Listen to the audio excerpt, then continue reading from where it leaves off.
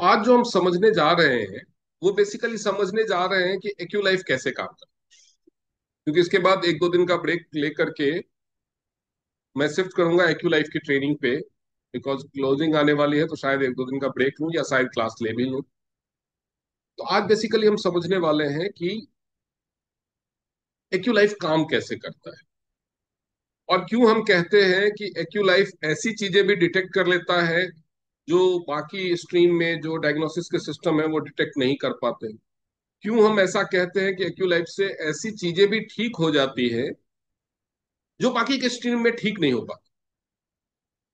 सबसे इंपॉर्टेंट ये है कि अगर कोई चीज डिटेक्ट ही नहीं होगी, किसी बीमारी का अगर रूट कॉज ही डिटेक्ट नहीं होगा या बीमारी की डायग्नोसिस अगर टाइम से नहीं होगी तो डिटेक्शन नहीं हुआ या टाइम से नहीं हुआ, डिटेक्शन नहीं हुआ या टाइम से नहीं, दोनों ही केसेस में जो परमानेंट क्योर है वो सक्सेसफुली नहीं हो सकता। ये बात तो सभी मानते हैं। डायग्नोसिस इज वेरी इंपॉर्टेंट, चाहे आप एक एलोपैथी के डॉक्टर से मिलो, आयुर्वेद के डॉक्टर से मिलो, नेचुरोपैथी के डॉक्टर से मिलो, होम्योपैथी, डायग्नोसिस सबके 90% इज द डायग्नोसिस। लेकिन समस्या क्या है कि बहुत सारी ऐसी चीजें हमारे शरीर में है कि हर सिस्टम में वो डायग्नोसिस पॉसिबल नहीं हो पाता। क्योंकि हमारे शरीर का बहुत पहले डायग्नोसिस, उसके बाद ट्रीटमेंट के आगे क्या क्या मुश्किलें हैं वो हम मैं उसका एक रूपरेखा आपको देने की कोशिश करूंगा ताकि आप अपने लिए भी समझ सकें कि एक्यू लाइफ कैसे काम करता है और आप अपने क्लाइंट्स को, प्रोस्पेक्ट्स को और पेशेंट्स को भी समझा सकते हैं।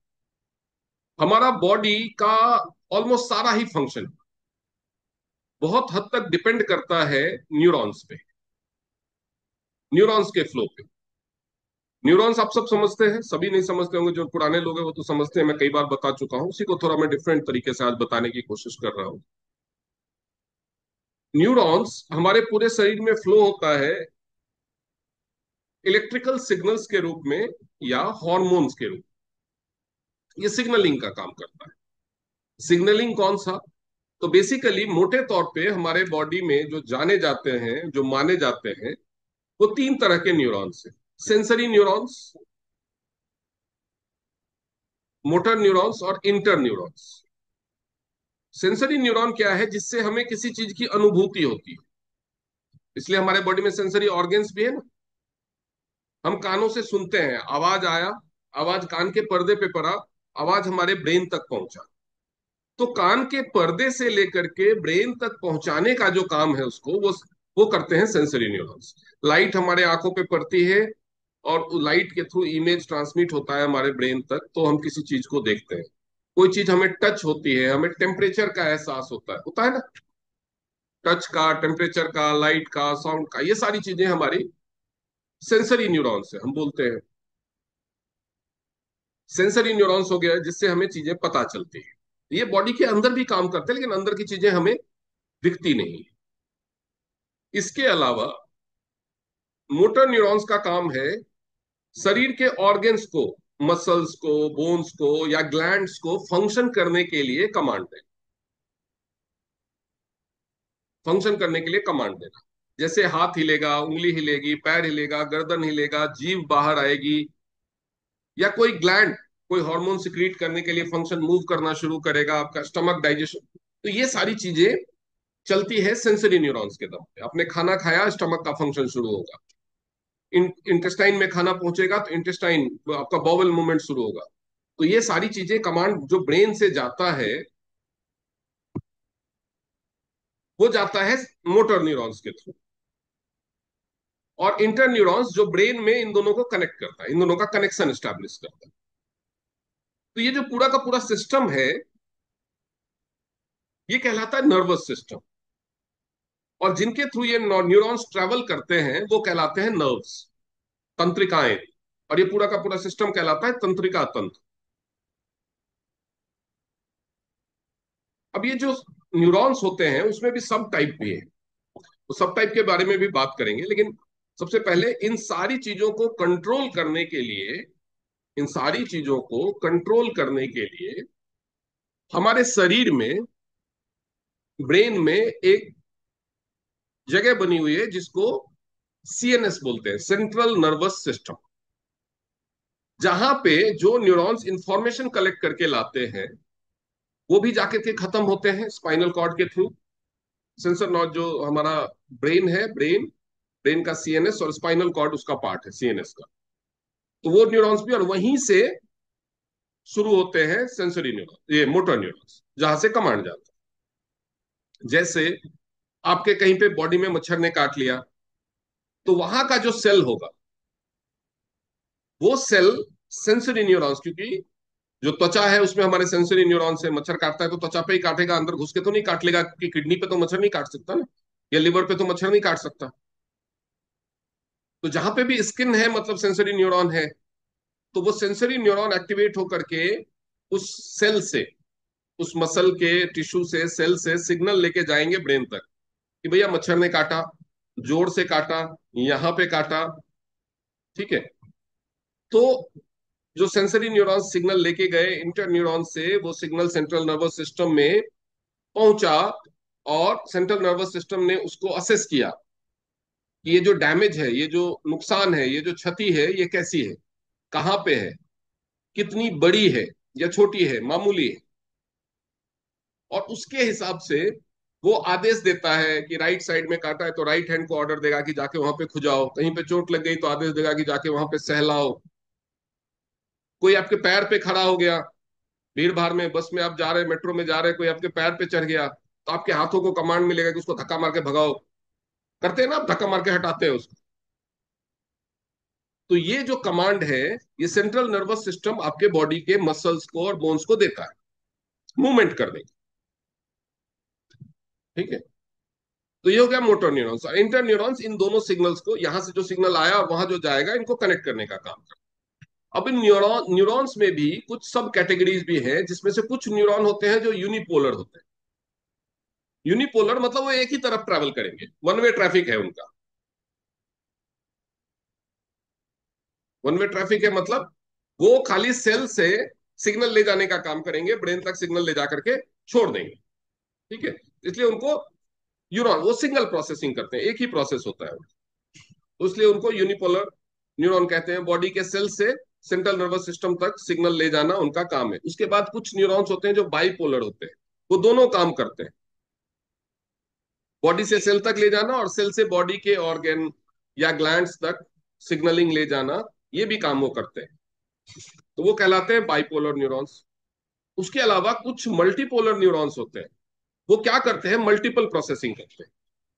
एक प्रोसेसिंग नहीं है उनकी, मल्टीपल प्रोसेसिंग है। मल्टीपल प्रोसेसिंग क्या है वो समझिए, कि सेल से बॉडी, जैसे किडनी में किसी सेल को कोई परेशानी हुई तो ब्रेन तक सिग्नल ले जाएगा।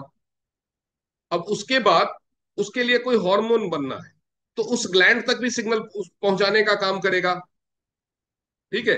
और उसके अलावा वो अगर उसको हेल्प करने के लिए कोई दूसरा मूवमेंट स्टार्ट करना है बॉडी में, तो वो भी करेगा। इट इज समथिंग लाइक कि आपके घर पे कुरियर वाला आया गेट पे। ठीक है। सकीना मैडम बैठी हुई हैं, अपना टीवी देख रही हैं। सकीना मैडम के घर पे एक कुरियर वाला है, उसने घंटी बजाई। अब सकीना मैडम का एक पोता है या नाती है, जो भी है, उसने जाके दरवाजा खोला। अब सकीना मैम तो घर की मालकिन है, जैसे हमारा सेंट्रल नर्वस सिस्टम है घर का मालिक, बॉडी का मालिक। तो उसने, वो बच्चे ने कुरियर लिया, कुरियर लेके आया सकीना मैडम के पास। सकीना मैडम ने देखा मेरे हस्बैंड का है। ठीक है। तो सकीना मैडम उस बच्चे को बोलेंगी कि ये तो दादू का है, दादाजी का है, उनको देके आ, और साथ में एक गिलास पानी भी लेके जा, उनको प्यास लगी थी, वो पानी मांग रहे थे। तो वो बच्चा वो कुरियर भी देके आएगा उनको, वो दूसरे रूम में बैठे हुए, और एक गिलास साथ में पानी भी ले जाएगा। तो ये हो गया मल्टीपोलर न्यूरॉन, जो ब्रेन के कमांड पे कई तरह के एक्शंस को एग्जीक्यूट कर देता है। तो ये तो जो फेमस न्यूरॉन्स। अब समस्या ये है कि अगर न्यूरॉन्स खत्म हो गए, न्यूरॉन्स खत्म हो गए, तो क्या होगा? या तो सेल से सिग्नल नहीं जाएगा ब्रेन को। मान लो आपकी किडनी बीमार है और ब्रेन को पता ही नहीं चल रहा है कि किडनी बीमार है, तो ब्रेन रिपेयर कैसे करेगी? या किडनी बीमार है ये तो ब्रेन को पता चल रहा है, लेकिन जो रिपेयर करने के लिए एक्शन एक्टिवेट कर रहा है ब्रेन, किसी ग्लैंड को कोई पर्टिकुलर एंजाइम या कुछ प्रोड्यूस करने का कमांड दे रहा है, वो वहां पे सही सलामत नहीं पहुंच रहा। तो भी प्रॉब्लम होगी। अब समस्या ये है कि एलोपैथी में या और दूसरे साइंसेस में ये माना जाता है कि न्यूरॉन्स जितने आपके बॉडी में बनने होते हैं ना, वो जब आप माँ के पेट में होते हैं तभी बन जाते हैं। बाहर आकर के उनका बनना पॉसिबल है। न्यूरॉन बनने की प्रक्रिया को न्यूरोजेनेसिस बोला जाता है। खैर अभी भी उस पर रिसर्च चल रहा है और बहुत सारे शोध सामने आए हैं कि जिसमें ब्रेन में जो न्यूरॉन्स होते हैं, न्यूरॉन तो ब्रेन में होते हैं बहुत, सबसे ज्यादा सेंट्रल नर्वस सिस्टम में, और वो सबसे ज्यादा न्यूरॉन्स ब्रेन में है, तो ब्रेन में न्यूरॉन्स बाहर आने के बाद बनते हैं। लेकिन यही सिर्फ एक सिस्टम नहीं है। न्यूरॉन्स का फ्लो जिस वायरिंग के थ्रू, जिस नर्व के थ्रू, क्योंकि इलेक्ट्रिसिटी है तो वो किसी न किसी चीज का पाथवे लेकर के बढ़ेगी। बिना वायर के तो इलेक्ट्रिसिटी फ्लो नहीं हो सकती ना कोई कॉन्टैक्ट चाहिए।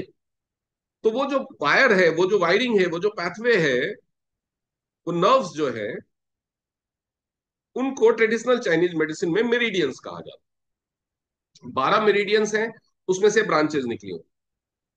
तो आप नर्व करके करके भी चलो, तो वो नर्व क्या होता है, जो हमारा ब्रेन है जहां पे स्पाइनल कॉर्ड जाके फिट होता है, तो ब्रेन से सारे नर्व्स एक तार के रूप में, अगर हम थोड़ा सा मैं इमेज बना के दिखाऊं आपको।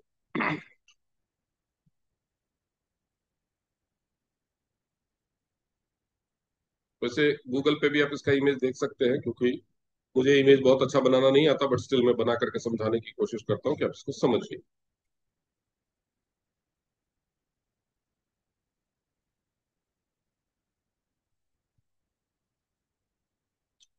हमारा स्पाइनल कॉर्ड क्या है, बहुत सारे हड्डियों के छल्ले एक दूसरे के ऊपर रखे हुए हैं, और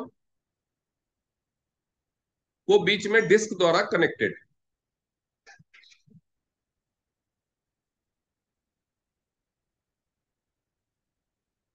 जैसे बर्गर होती है ना, जिसमें बीच में दो ब्रेड के बीच में टिक्की होती है, तो डिस्क द्वारा कनेक्टेड।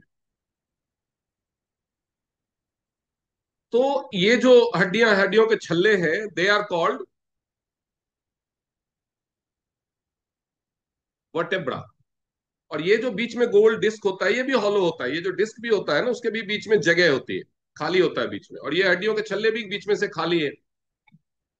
तो ये जो डिस्क है, ये कहलाता है इंट्रावर्टेब्रल डिस्क।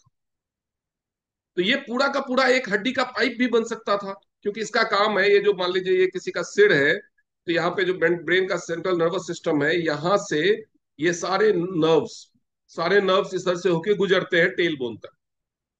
और इस बीच में से ये जो दो हड्डियों के बीच में जो गैप है, इसमें से नर्व्स निकलते हैं और डिफरेंट डिफरेंट ऑर्गन तक जाते हैं। हर इस गैप में से बहुत सारे नर्व्स लाखों की संख्या में निकलते हैं और हर ऑर्गन तक जाते हैं। तो अगर ये पूरा का पूरा एक सॉलिड हड्डी का पाइप होता, तो ये नर्व नहीं निकल पाते। तो ये जो बीच में गैप है, they are called nerve roots.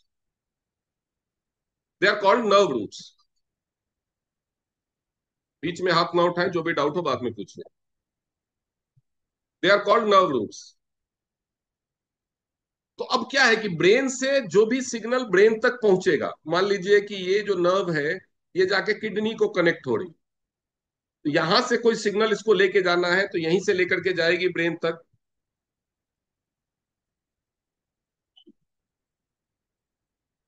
ठीक है।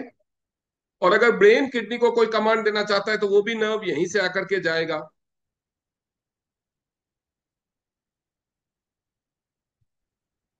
जस्ट मोमेंट, ये कौन मैसेज कर रहा है? स्क्रीन शो नहीं हो रही क्या? स्क्रीन शो हो रही है पवन जी? आपको ही प्रॉब्लम है, आपको नहीं शो हो रही है?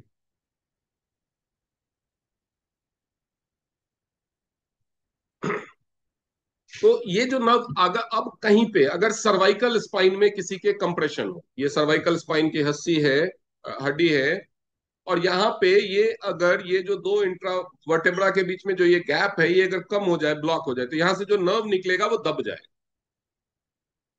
या लंबर स्पाइन में कंप्रेशन हो, या कहीं पे भी ये इंट्रावर्टेब्रल डिस्क है वो दब गया, पतला हो गया, कुछ भी हो गया, तो उसमें दिक्कत हो जाए।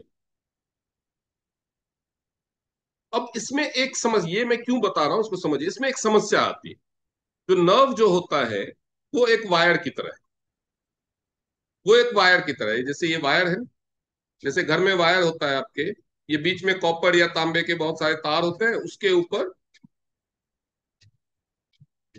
इंसुलेशन होता है, एक रबर या प्लास्टिक की लेयर होती है, और उसके अंदर वायर होता है। ठीक है। नर्व भी वैसे ही होता है। तो ये जो बीच की चीज होती है, बीच का जो कॉपर का वायर होता है, वो कहलाता है एक्सॉन। तो कई बार अगर वो कंप्रेशन ज्यादा है, वो दबाव ज्यादा है, वो भी मैं आपको दिखाने की कोशिश करता हूं।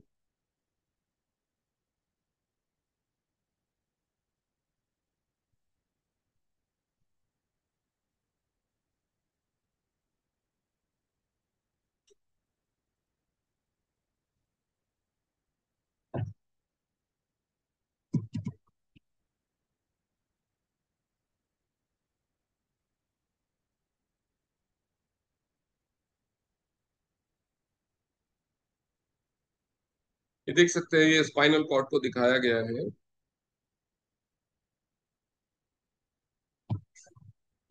इसमें अगर आप देखेंगे तो इस तरह से स्पाइनल कॉर्ड होता है, ये बीच में डिस्क है, और इसके बीच में ये हॉलो होता है, ये जो खाली होता है, इसमें से नर्व गुजरता है, और ये यहाँ से कॉर्नर से ये जो डिस्क ने जो ये जगह बना रखी है, वहां से ये नर्व्स निकले हुए हैं। ये हड्डियां हैं, हड्डियों के बीच में जो नीले कलर का ये डिस्क है, ये स्पाइनल कॉर्ड है।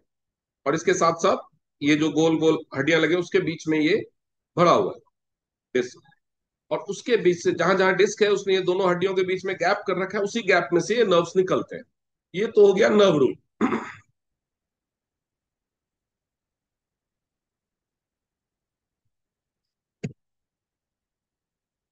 अब ये नर्व कैसे होता है वो देखिए।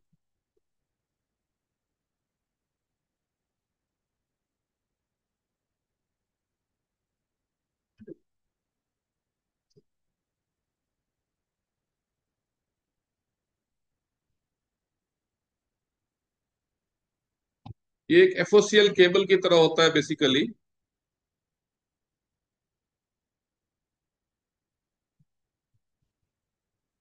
ये कहलाता है एक्सॉन। ये बीच में जो येलो कलर का निकल रहा है ना, ये कहलाता है एक्सॉन।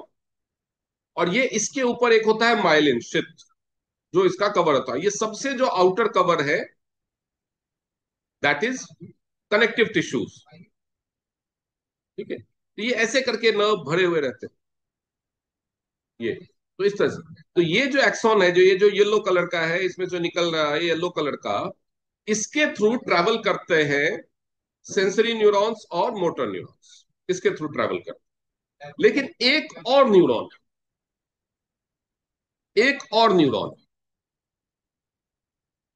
वो न्यूरॉन ज्यादा फेमस या पॉपुलर नहीं है। वो न्यूरॉन को कहते हैं वाइटैलिटी न्यूरॉन, वाइटल न्यूरॉन। वो न्यूरॉन का काम क्या है? ब्लड फ्लो को डायरेक्ट कर। वो न्यूरॉन जिधर जिधर ट्रैवल करेगा, उधर उधर आपने देखा ना कि जो ब्लड वेसल्स है वो भी साथ साथ चल रहे हैं नर्व्स के बीच में। तो वो ब्लड वेसल्स को स्टिमुलेट करके ब्लड के फ्लो को डायरेक्ट करे। कहने का मतलब, जब आपके बॉडी के किसी ऑर्गेन ने, मान लीजिए आपने बहुत ज्यादा एसिडिक खाना खा लिया, एसिडिक खाना खा लिया, एसिडिटी हो गई, और आपके स्टमक में छाले हो गए, या फिर स्टमक में छाले हो गए, या फिर मान लो आपको जो आपके इंटेस्टाइन है उसमें छाले हो गए, पेट में कहीं भी छाले हो गए, अल्सर हो गया, अल्सरेशन बोलते हैं ना। अल्सर से, अल्सर का मतलब क्या है? कि छाले जैसे हो गए, जल गई वहां की स्किन, वहां के जो मसल्स हैं, वो सेल्स हैं, वो जल गए। तो वो रिपेयर कैसे होंगे? आपके शरीर के ऊपर तेल गिर जाता है, या जल जाता है, या चोट लग जाती है, छिल जाता है, तो वहां की स्किन डैमेज हो जाती है ना। डैमेज होती है या नहीं होती? तो वो डैमेज होती है, तो वो बनती भी है, नए नई स्किन उसकी जगह पे बनती है। बनती है या नहीं? सिर हिला करके तो हाँ या ना बोलो। नई स्किन बनती है मतलब, तो कोई भी स्किन बन रहा हो या कोई भी पार्ट बॉडी में बन रहा हो, मतलब क्या हुआ, नए सेल बने। अब सेल बनने के लिए क्या चाहिए होता है? सेल बनने के लिए चाहिए न्यूट्रिशन और ऑक्सीजन। इसीलिए जब कोई घाव होता है तो उसको क्यों कहा जाता है ना कि खुला रखो जल्दी भरेगा। कहा जाता है कि नहीं कहा जाता? खुला रखो जल्दी भरेगा। न्यूट्रिशन तो बाहर के घाव को भरने के लिए, या हम बाहर से भी लगा देते हैं, कोई लेप लगा देते हैं, कोई एंटीबायोटिक लगा देते हैं। अंदर कैसे रिपेयर हो? अंदर कोई चीज, आप दारू पीते हो उससे आपके लिवर डैमेज हो गया, या मान लो कि यूट्रस में फाइब्रॉइड्स हो गए, कुछ भी हो गया, अंदर जो चीज रिपेयर होनी है वो कैसे रिपेयर? वहां पर तो बाहर की ना तो हवा जा सकती है, और न्यूट्रिशन तो कहीं पे भी अगर अंदर जाना, बाहर से आप न्यूट्रिशन भी नहीं दे सकते उसको डायरेक्ट। तो उसको जो भी मिलेगा ब्लड से ही मिलेगा। जो भी मिलेगा ब्लड से ही मिलेगा। अब आते हैं हम शरीर के नेचुरल ट्रीटमेंट रिजीम। शरीर का नेचुरल ट्रीटमेंट रिजीम क्या है? कि अगर आपके पेट में छाले हो गए हैं तो पेट में दर्द होगा। दर्द होता है। दर्द क्यों हुआ? क्योंकि छालों ने वो सेल की संरचना को डिस्टर्ब किया, और न्यूरॉन्स के फ्लो में कहीं दिक्कत आ रही। वो दर्द एक तरह का सिग्नल है जो आपके ब्रेन को जाता है, सिग्नल, और उसकी अनुभूति आपको बाहर से होती है ताकि आपको पता चले कि यहां पे दिक्कत है। आप रिकवरी एक्शन करने के लिए ब्रेन को हेल्प करें। तो वो ब्रेन आपको इंडिकेट करता है। ब्रेन के ऊपर प्रेशर जो है वो इंडिकेट करता है। और जहां पे डैमेज होता है वहां पे पेन होता है। तो वहां पे जो न्यूरॉन्स हैं वो ब्रेन को इंडिकेट करते हैं, उस सेल से जिस सेल में डैमेज हुआ है, जिस जगह पे डैमेज हुआ है, जिस टिश्यू में डैमेज हुआ है, वहां से एक सिग्नल जाता है ब्रेन को कि इतना डैमेज है, इतनी मदद मुझे, डैमेज का सिग्नल भेजने का क्या मतलब है कि इतनी मदद मुझे चाहिए, इतना सामान मुझे भेजो, इतना न्यूट्रिशन भेजो, इतना ऑक्सीजन भेजो, ताकि मेरे पास नए सेल बन जाए, मेरे 1 करोड़ सेल डैमेज हो गए। लेकिन, और ये प्रक्रिया आज से अगर आप 200-300 साल पीछे चले जाएं तो निर्बाध रूप से होती रहती, और बॉडी की चीजें रिपेयर होती रहती थी, इसीलिए बहुत सारी बीमारियां नहीं होती। लेकिन अभी समस्या क्या है कि एक तो ब्रेन सिग्नल लेने के बाद भी उतना ज्यादा ब्लड सप्लाई नहीं दे पाता। क्यों नहीं दे पाता? उसके कई रीजन। पहला तो हमारे चारों तरफ बीमारियों के रीजन बढ़ गए, पॉल्यूशन है, खाने में न्यूट्रिशन की कमी है, तो वो सारी लाइफस्टाइल का प्रॉब्लम है, तो उसकी वजह से हमारे बॉडी के मैक्सिमम ऑर्गन 100% हेल्दी नहीं। मैक्सिमम ऑर्गन 100% हेल्दी नहीं। तो सभी ऑर्गन ब्रेन को सिग्नल भेज रहे होते हैं कि हमें और दो, और दो, और दो।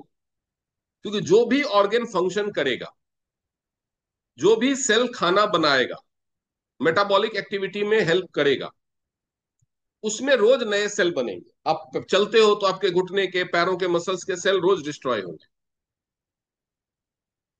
आप खाना खाते हो तो आपके माउथ के सेल, स्टमक के सेल, लिवर के सेल, इंटेस्टाइन के सेल रोज डिस्ट्रॉय होंगे। सेल तो रोज डिस्ट्रॉय होंगे, उतने ही नए सेल बनने भी चाहिए रोज शरीर में। तो सेल डिस्ट्रॉय तो जितने होने चाहिए उससे ज्यादा हो रहे हैं। क्यों? क्योंकि बीमार करने वाले फैक्टर्स बढ़े हैं, लेकिन खाने में न्यूट्रिशन घट गया है, फिजिकल एक्टिविटी घट गई है, हमारा लाइफस्टाइल बदला है, जिसकी वजह से हमारे बॉडी के उन सेल्स को न्यूट्रिशन पूरा नहीं मिलता। आप बोलेंगे खाने में न्यूट्रिशन घटा है, कितना घटा है? तो केवल खाने में न्यूट्रिशन घटने की वजह नहीं है, हमारा खाने खाने का तौर तरीका। आप खाना उस टाइम में खा रहे हो जब आपका डाइजेस्टिव सिस्टम टर्न ऑफ होने लगता है, तो क्या उस खाने से वो न्यूट्रिशन अब्सॉर्ब करके आपकी बॉडी को देगा? आपका डाइजेस्टिव सिस्टम अगर पूरा हेल्दी नहीं है तो क्या खाने में से न्यूट्रिशन पूरा एब्सॉर्ब कर पाएगा? एक ऐसा कुआं, हमारा खाना एक ऐसा कुआं है जिसमें न्यूट्रिशन बहुत कम बचा है। एक ऐसा कुआं जिसमें पानी बहुत कम बचा हो, और उसमें भी आप मोटर कमजोर लगा दो, तो क्या पानी ऊपर तक खींच पाएगा वो?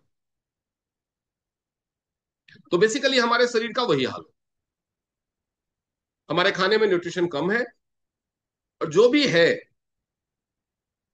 उतना भी आप ऑरेंज खा रहे हो कि विटामिन सी मिलेगा, तो विटामिन सी पहले जितना ऑरेंज में होता था उतना तो बचा नहीं। जो भी बचा है, आपका स्टमक, आपका इंटेस्टाइन, आपका लिवर उतना हेल्दी है क्या कि वो जो भी बचा है उतना 100% एब्जॉर्ब कर ले? तो इस वजह से ब्रेन क्या करता है, एक तो सफिशियंट ब्लड फ्लो ही नहीं दे पाता हर ऑर्गन को। मान लो एक माँ है, यहाँ पे कोई माँ है जिनके 5-6 बच्चे हैं? नहीं है, सभी समझदार है, चलो। मान लो एक माँ है जिसके 5-6 बच्चे हैं, या अपने नहीं है, मान लो उसके वो क्या कहते हैं वो, होती है ना वो फैमिली में, देवरानी जेठानी सब मिलाकर के 5-6 बच्चे हैं। वो सारे एक साथ खाना खाने बैठ गए। अब उसमें से एक बहुत शोर मचा रहा है, बहुत भूख लगी है, बहुत भूख लगी है, तो वो जो माँ है जो किचन में रोटी बना रही है, वो सबसे पहले रोटी उसको दे देगी। यही करेगी कि पहले तू खा। लेकिन अगर सारे हल्ला मचाने लगे तो क्या करेगी वो? रोटी तो एक बार में एक ही बनेगी। तो क्या करेगी, थोड़ा थोड़ा तोड़ के सबको दे देगी। यही करती है ना माए। तो जो सेंट्रल नर्वस सिस्टम है, it's mother of our body, उसको पूरे बॉडी को न्यूट्रिशन देना है। और सिंस सारे ही मैक्सिमम ऑर्गन हमारे एक्सेस डिमांड कर रहे हैं, हमें भी दो, हमें भी दो, हमें भी दो, हमारे बाल भी ठीक नहीं है, हमारी आंखें भी ठीक नहीं है, हमारा हार्ट भी ठीक नहीं है, लिवर भी ठीक नहीं है, किडनी भी ठीक नहीं है, पैरों के मसल्स भी वीक है, हार्मोनल सिस्टम भी वीक है, सब मांग रहा है। तो वो थोड़ा थोड़ा थोड़ा थोड़ा ब्लड सब में देता है, सफिशियंट किसी को नहीं। तो इसीलिए नेचुरल रिपेयर सिस्टम जो है वो हमारा कोलैप्स हो चुका है, नेचुरली बॉडी रिपेयर में। तो अब इसमें एक्यूलाइफ क्या? एक्यूलाइफ सबसे पहले ये देखेगा, ये मेजर करता है कि ब्रेन से सबसे ज्यादा,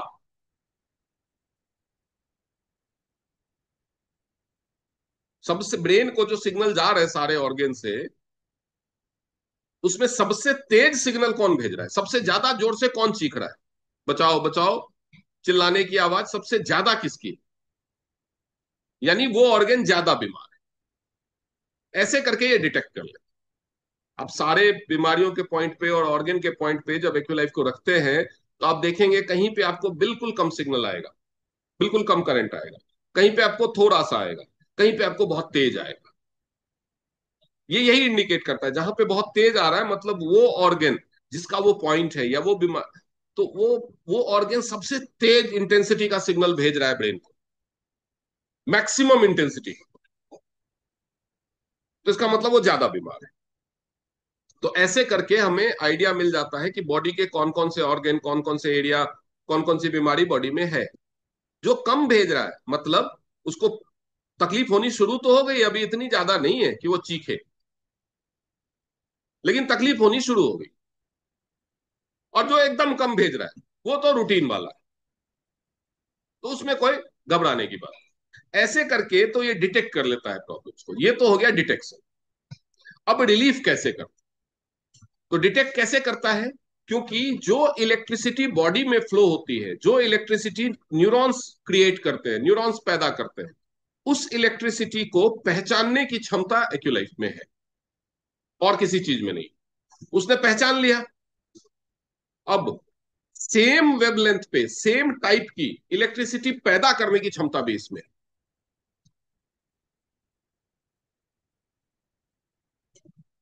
तो क्या करता है, ये जितनी जोर का चिल्ला रहा है ना, जैसे मान लो कि आप अपने घर में कोई बाजा बजाते हो, या गाड़ियों में साउंड सिस्टम होता है, अगर आपको लगता है कि और जोर की आवाज चाहिए तो आप एक एम्पलीफायर लगा देते हो। एम्पलीफायर मतलब जो आपका म्यूजिक सिस्टम है, उससे स्पीकर के रूट में आप एक एम्पलीफायर लगा देते हो बीच में, और उस एम्पलीफायर का वॉल्यूम बढ़ा देते हो, तो वो बाजा जोर से बजने लगे, आवाज तेज हो जाती है।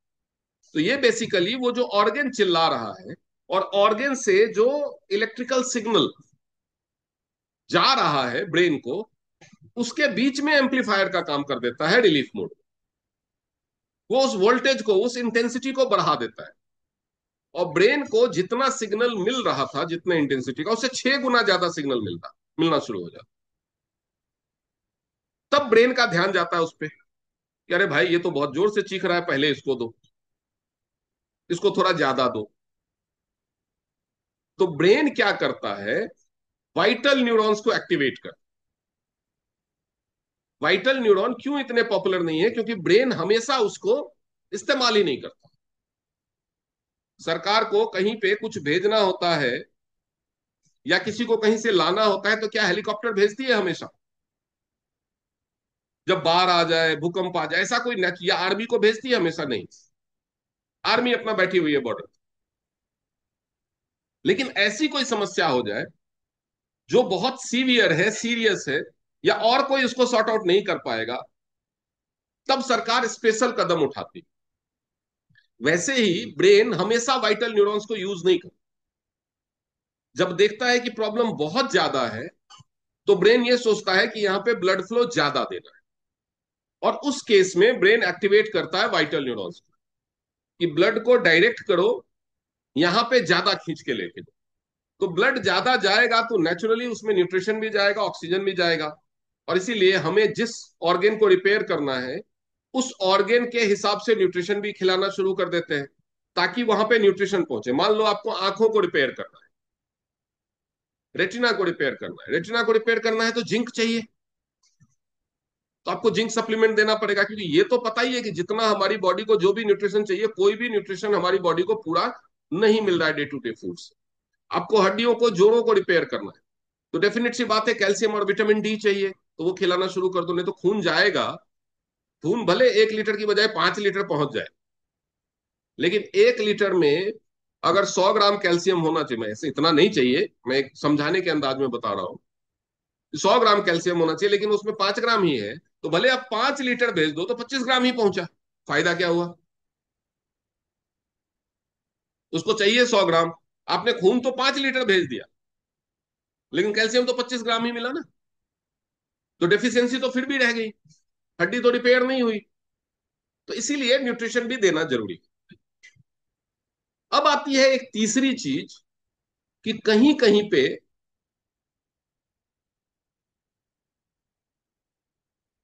ये सिस्टम डायग्नोसिस का फेल क्यों हो जाता है दूसरे सिस्टम्स में, एक्यूलाइफ में नहीं, दूसरे सिस्टम्स में। तो अगर कोई वायर है, ये वायर है जैसा कि मैंने दिखाया ना, 3 लेयर एक्सॉन, एक्सन के ऊपर माइलिन सिथ, और उसके ऊपर कनेक्टिव टिश्यूज जो मसल्स के साथ कनेक्टेड रहे। तो अगर इसके ऊपर हल्का सा दबाव पड़े तो क्या दबेगा? अगर कोई चीज बहुत माइनर सा दबाव डाल रही है तो क्या दबेगा? केवल कनेक्टिव टिश्यूज दबेंगे, है या नहीं है? अगर थोड़ा सा दबाव और बढ़े तो क्या दबेगा? तो माइलिन सिथ दबेगा। अगर दबाव बहुत ज्यादा बढ़े, दबाव बहुत ज्यादा बढ़ जाए, तब जाकर के एक्सॉन दबेगा, है या नहीं?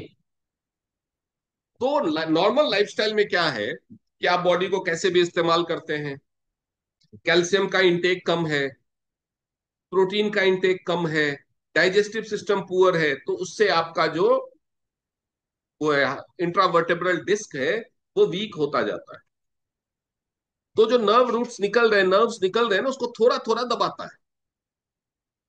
जब तक एक्सॉन नहीं दबेगा तब तक जो सेंसरी न्यूरॉन्स के फ्लो में ब्लॉकेज नहीं आएगा। जब तक सेंसरी न्यूरॉन्स का फ्लो ऑब्स्ट्रक्ट नहीं होगा तो दर्द नहीं होगा।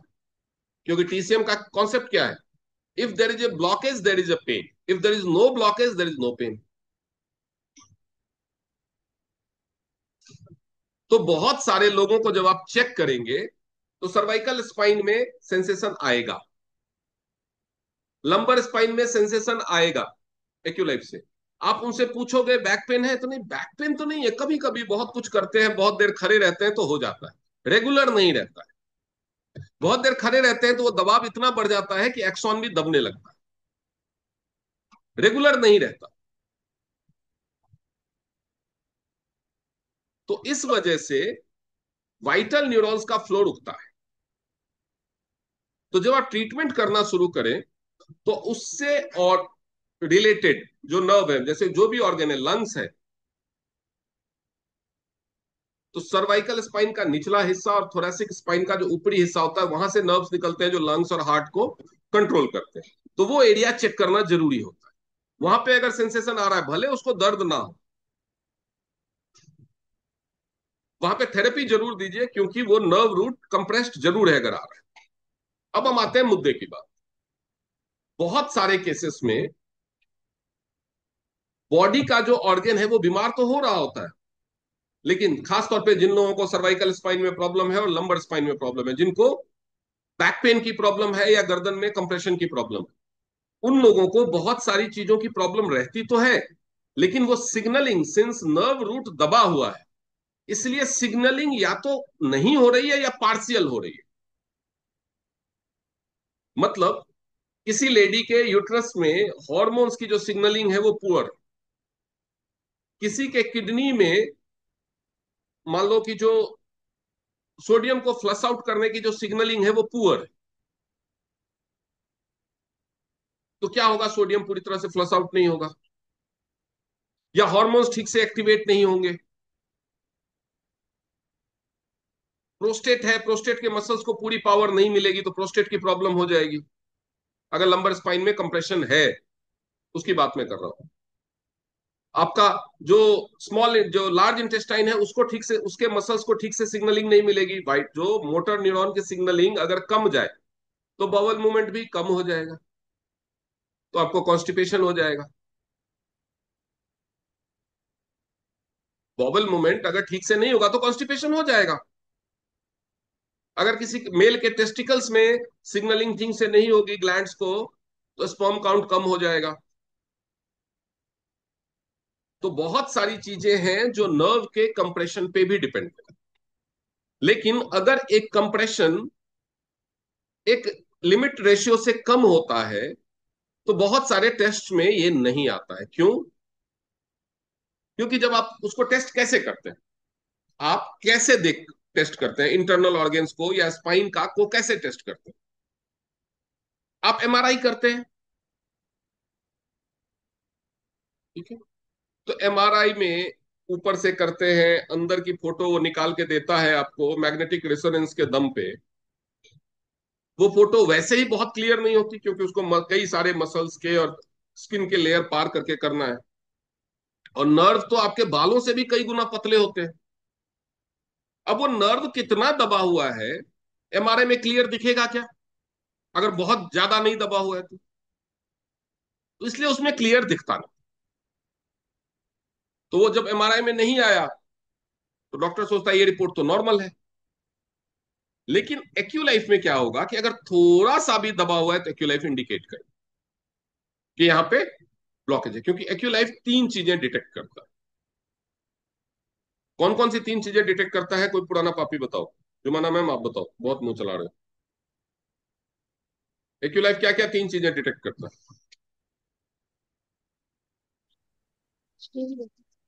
डिटेक्ट। बताओ। एक्यूलाइफ क्या तीन चीजें डिटेक्ट करता है डिटेक्ट मोड में?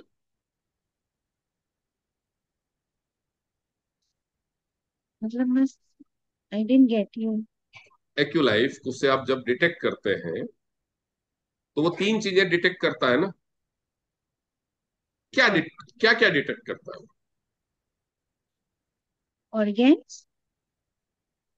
ऑर्गेन, फर्नीचर और ज्वेलरी, ये तीनों चीजें डिटेक्ट करता है। वह ऑर्गेन को ही डिटेक्ट करते हैं। ऑर्गेन में क्या चीजें, तीन चीजें क्या डिटेक्ट करता है? Kidney, lungs, liver. हाँ, सुपर्णा मैम आप बताइए। तो ऑर्गन्स किस हद तक खराब है उसका डिटेक्शन होता है विद द इंटेंसिटी, कि कितने डैमेज कितने हद तक हुआ है।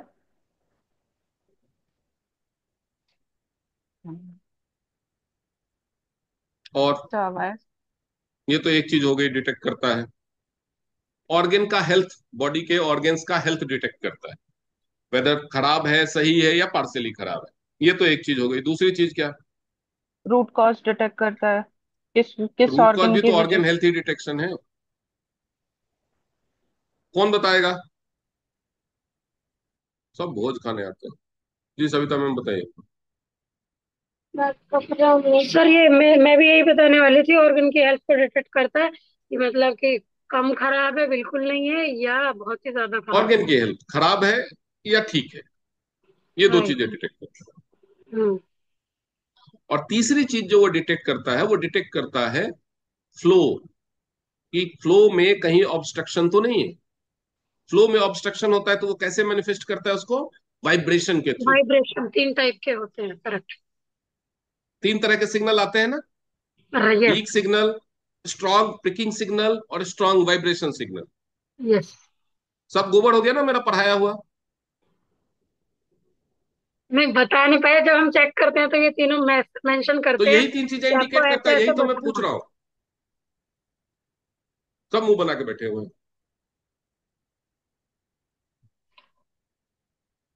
तो ये तीन चीजें ऑर्गन वो एक्यूलाइफ डिटेक्ट करता है, और इन्हीं तीन चीजों को वो ठीक भी करता है। तो जब आपका स्पाइन थोड़ा सा भी इंडिकेशन देगा, चाहे आप उसके बाद रिपेयर आप उसको बीसीएम के थ्रू करो, या कहीं पे किसी मसल में अगर प्रॉब्लम आ रही है, मसल में ब्लड फ्लो का इश्यू आ रहा है, तो आप वहां पे हेड केयर का मसाज करके उसको फ्री करो, कपिंग थेरेपी करा के फ्री कराओ, चाहे थप्पड़ मार के, घूसा मार के, चाकू मार के, जैसे फ्री कराओ। यू गेट टू नो कि प्रॉब्लम कहां पे।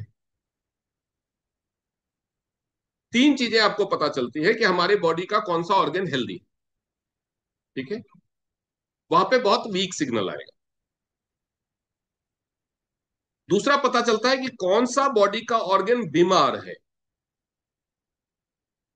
मतलब वहां पे स्ट्रांग प्रिकिंग सिग्नल आएगा, काट जैसे लगेगा सुई चुभो दी हो, करंट जैसा जिसको बोलते हैं। स्ट्रांग आया तो ज्यादा बीमार है, कम स्ट्रांग आया तो कम बीमार, लेकिन सिग्नल आएगा। और तीसरा आता है वाइब्रेशन। वाइब्रेशन का मतलब उस पर्टिकुलर ऑर्गन में सिग्नल का फ्लो ब्लॉक है। वाइब्रेशन भी दो तरह से आते हैं, एक इनवर्ड एक आउटवर्ड। इनवर्ड का मतलब होता है कि ऑर्गन की तरफ जो सिग्नल जा रहा है दैट इज अफेक्टेड। ऑर्गन की तरफ सिग्नल कहां से जाता है? ब्रेन से। और आउटवर्ड मतलब ऑर्गन से जो ब्रेन को सिग्नल जा रहा है दैट इज अफेक्टेड। एक्यूलाइफ ऐसे मामूली डिवाइस नहीं है, छोटा सा डिवाइस दे दिया 50,000 में मिल रहा है तो उसको मामूली मान लो। It's a miracle, it's really a miracle. इतना छोटा सा डिवाइस इतने मामूली कॉन्सेप्ट के साथ इतनी चीजें इंडिकेट कर देता है। अगर आप इससे इतने सारे काम नहीं ले पा रहे हैं क्योंकि आप सिर्फ ट्रेनिंग में नहीं बैठते हैं, आप सत्संग में बैठते हैं, कि भाई सत्संग चल रहा है, भजन चल रहा है, राम नाम कान में पड़ गया तो पुण्य मिल जाएगा। ये पुण्य नहीं का काम, ये याद रखना है, इधर स्टोर रखना है जो मैं सिखाता हूं यहाँ, तभी ये काम आएगा। एक चौथा भी सिग्नल आता है, बट वो दो सिग्नल का मिक्सचर है कि प्रिकिंग सेंसेशन भी होगा और वाइब्रेशन भी होगा। मतलब वो ऑर्गन बीमार भी है और उसको ठीक से सिग्नलिंग भी नहीं मिल रही है। तो ये जहां पे होता है ना, वो ऑर्गन को रिपेयर करना थोड़ा और कॉम्प्लिकेटेड होता है, जहां पे प्रिकिंग और वाइब्रेशन दोनों आ रहा है। ये वो जगह पे होती है जहां पे पेशेंट मोस्टली जो बर्दाश्त करता है वो भी हाथ खींचता है, या वो भी जोर से झटका लेता है।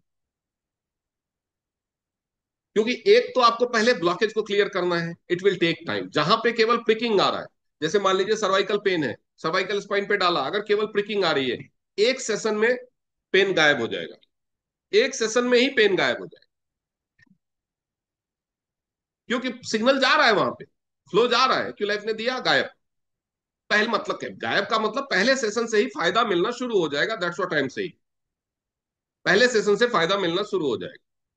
लेकिन जहां पे वाइब्रेशन भी आ रहा है ना साथ में, तो इसका मतलब कोई नर्व रूट भी दबा हुआ है, तो आप जो ट्रीटमेंट भेज रहे हो वो पहुंचेगा ही नहीं पूरा। तो उसमें टाइम लगता है, हफ्ता दिन, 10 दिन, 15 दिन। क्योंकि पहले जो आपके 2 4 5 दिन के सेशन है ना, वो केवल उस नर्व रूट को खोलने में लग जाएंगे। और जब भी ऐसा सिग्नल आए तो जरूरी है कि आप ये पूरा स्पाइन स्कैन कर लें। तो आपको नर्व रूट को, क्योंकि अगर स्पाइन में कंप्रेशन की वजह से है और आप डायरेक्टली नर्व रूट पे प्रेशर देते रहो तो वो लेट से खुलेगा। साथ में स्पाइन को भी थोड़ा खोलना शुरू कर दो तो जल्दी खुलेगा। तो ये जो एनाटॉमी को इतनी डीपली रीड करने की क्षमता है एक्यूलाइफ की, यही इसको यूनिक बनाती है।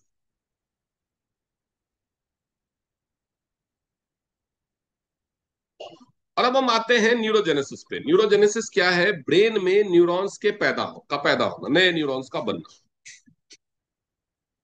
कहते हैं कि न्यूरॉन्स, एक जनरल बिलीफ ये है कि न्यूरॉन्स बर्थ के बाद पैदा नहीं होते। इसीलिए जो न्यूरो डिसऑर्डर्स हैं, जो कंजेंटल डिसऑर्डर्स हैं, जो सीपी चाइल्ड होता है, या और भी बहुत सारे जो कंजेंटल, जो बर्थ से ही प्रॉब्लम रहती है, वो ठीक नहीं होती।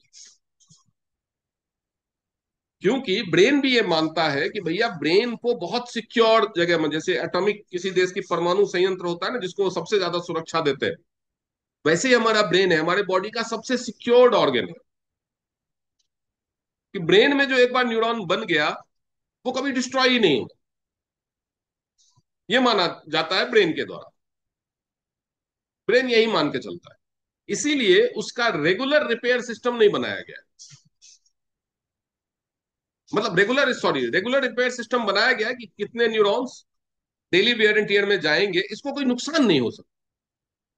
अचानक से एक्सीडेंट हो गया, कुछ हो गया, चोट लग गई, न्यूरॉन्स, तो न्यूरॉन्स फिर भी ब्रेन का कोई हिस्सा, अगर कैंसर हो गया, आपने कोई काट के निकाल दिया, तभी न्यूरॉन्स का कोई हिस्सा जाएगा। नॉर्मली सेंट्रल नर्वस सिस्टम में अगर कोई प्रॉब्लम है, तो वो अपने आप को हाइबरनेट कर लेता है, बंदा कोमा में चला जाता है। बाकी जो एक्सीडेंट होता है, चोट लगता है, ब्रेन की सर्जरी होती है, सेंट्रल नर्वस सिस्टम की कोई सर्जरी नहीं, वहां से सेल्स नहीं निकाले जाए।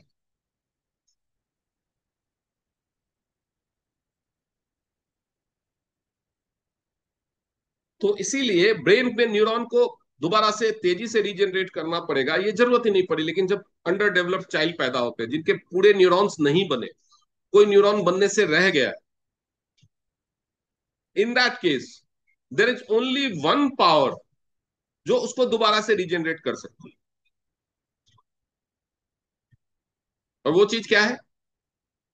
ब्रेन खुद।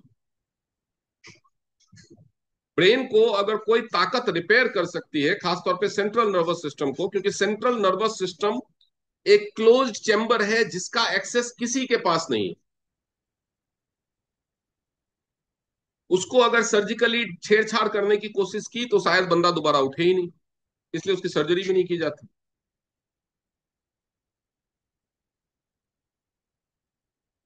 तो सेंट्रल नर्वस सिस्टम अगर उसको कोई रिपेयर कर सकता है, तो वो केवल ब्रेन। उसको असेस करना, उसको क्या चाहिए, उसको कैसे रिपेयर करना, वो केवल ब्रेन कर सकता है। और वैसे भी न्यूरॉन्स का रीजनरेशन बहुत ही स्लो प्रोसेस है, इसलिए एक्यूलाइफ के मदद से भी टाइम लगता है, बट एक्यूलाइफ न्यूरोजेनेसिस में हेल्प कर सकता है। क्यों? क्योंकि ये न्यूरॉन रीजनरेट कर सकता है? नहीं, ये ब्रेन को बताता है कि न्यूरॉन्स को रीजनरेट करना है। प्रॉब्लम सेंट्रल नर्वस सिस्टम में,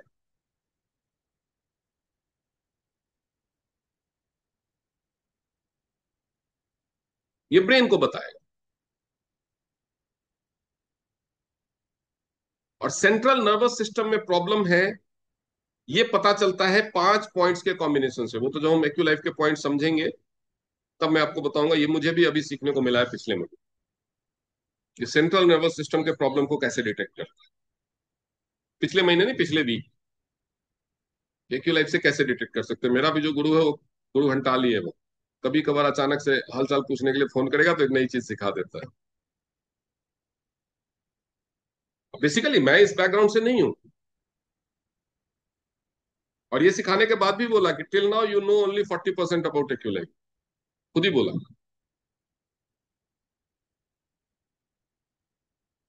तो अगर मैं 40% जानता हूं, और तब इतने सारे कमाल हो जाते हैं मेरे हाथों से, तो सोचिए कि जो बंदा इसको अच्छे से समझ लेगा, वो क्या क्या कर सकता है। तो ये बहुत ही पावरफुल डिवाइस है, इसकी ट्रेनिंग अब शुरू होगी। हो सकता है कल परसों हो, या हो सकता है क्लोजिंग की वजह से ना हो, लेकिन इसकी ट्रेनिंग अभी शुरू है। तो आप एक्यूलाइफ की पूरी ट्रेनिंग को पूरी गंभीरता से लेंगे, एक भी क्लास मिस नहीं करेंगे, चाहे कुछ और मिस करना पड़े। कहीं जा रहे हो, कोई मर भी रहा हो, तो बोलना भाई तू 1.5 घंटा रुक, उसके बाद मरियो, अभी टाइम नहीं है मरने का भी। यमराज आ जाए, चित्रगुप्त आ जाए, बोलना आज की ट्रेनिंग लेने दो, फिर ले जाना। इतनी सीरियसली आप सीखेंगे तभी आप इस चीज को समझेंगे और ये कमाल आप कर पाएंगे। ये मामूली नहीं है, क्योंकि आप, और सबसे बड़ी बात है कि ये सारी बातों को ध्यान में रखना, जहन में रखना, क्योंकि आपके पास जो पेशेंट्स आते हैं वो सारी दुनिया से थके हारे होते हैं ज्यादातर। डॉक्टर ने बोल दिया कि ऑपरेशन से ही होगा, वो ऑपरेशन नहीं कराना चाहता, 3 4 जगह घूम लिया, तब आएगा आपके पास। डॉक्टर ने बोल दिया ये तो लाइलाज बीमारी है, ये तो ऑटो इम्यून डिसऑर्डर है, ठीक हो ही नहीं सकता। फिर भी वो, एक एलोपैथी डॉक्टर ने मना कर दिया कि भैया इसका एलोपैथी में कोई इलाज नहीं है, फिर भी वो दूसरे बड़े एलोपैथी डॉक्टर के पास जाएगा। पहले 6 फुट वाले ने मना किया तो 7 फुट वाले के पास जाएगा, फिर 8 फुट वाले के पास जाएगा। जब सारे बड़े डॉक्टर मना कर देंगे, क्योंकि स्ट्रीम तो एक ही है, तो उसके बाद आपके पास आएगा। तो ऐसे में जो इंसान होता है ना, वो दो तरह से टूटा होता है। एक तो ट्रस्ट के हिसाब से, या कई डॉक्टर्स ने उसके बाद कई बार वो होम्योपैथी, आयुर्वेद, ये जो देसी डॉक्टर, ये सब के चक्रों में भी पड़ चुका होता है, तो उसका विश्वास भी टूटा होता है और वो फाइनेंशियली भी ब्रोकन होता है। तो वहां पे क्या समस्या आती है, एक तो उसके, आप वो चीज बोल रहे हो जो सारी दुनिया ने बोला कि ये ठीक ही नहीं हो सकता, तो उसके लिए विश्वास करना मुश्किल होता है। और दूसरा, उसके पास पैसे भी नहीं होते इतने कि ट्राई करके देखे कि चल यार ट्राई करते हैं, लुट गया तो लुट गया।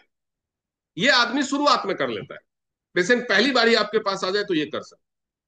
तो इसीलिए आपकी नॉलेज एकदम परफेक्ट होनी चाहिए। उसके बाद क्या होगा कि कई बार कई लोगों की फैमिली में खुद डॉक्टर्स होते हैं, वो आपको चैलेंज करेंगे कि ऐसा कैसे कह सकते हो आप, या वो अपने जो फैमिली डॉक्टर है या जो जिनसे उनका ट्रीटमेंट चल रहा है उनसे ये चीजें हो सकती है। तो ये सारी चीजों को अगर आप चाहते हैं कि, ये सारी चीजों को अगर आप चाहते हैं कि वो, हम उनको सही से टैकल कर सकें, अपने पेशेंट को सही से समझा सकें, अगर कोई डॉक्टर है तो उसको सही से समझा सकें, तो आपको ये सारी चीजें आपके दिमाग में होना चाहिए। आपने देखा होगा कि मैं कई सारे कॉलेजेस में जाता हूँ, वहां पे पीजी स्टूडेंट्स को एक्यूलाइफ के बारे में समझाता हूँ, पोस्ट ग्रेजुएट स्टूडेंट्स को, फाइनल ईयर स्टूडेंट्स को। तो सोचिए वो क्या क्या सवाल पूछते होंगे मेरे से, क्योंकि उन्होंने ये सब कुछ भी चीज नहीं पढ़ी होती। तो ये आपके लाइफ में भी ये वक्त, ये दौर आएगा। इसीलिए बहुत ही सीरियसली ये सारी चीजें जो मैंने मोटे तौर पे आज पढ़ाई है, इसी को डिटेल में पढ़ाऊंगा मैं जब एक्यूलाइफ पढ़ाऊंगा। तो आगे जो 8 10 दिन की ट्रेनिंग होने वाली है, वो सबसे क्रूशियल फेज होगा इस ट्रेनिंग का, उसको मिस मत कीजिए। ठीक है, थैंक यू वेरी मच। हाँ जी, प्रकाश कौर जी बोलिए, क्या पूछना चाहते yes sir, good morning sir.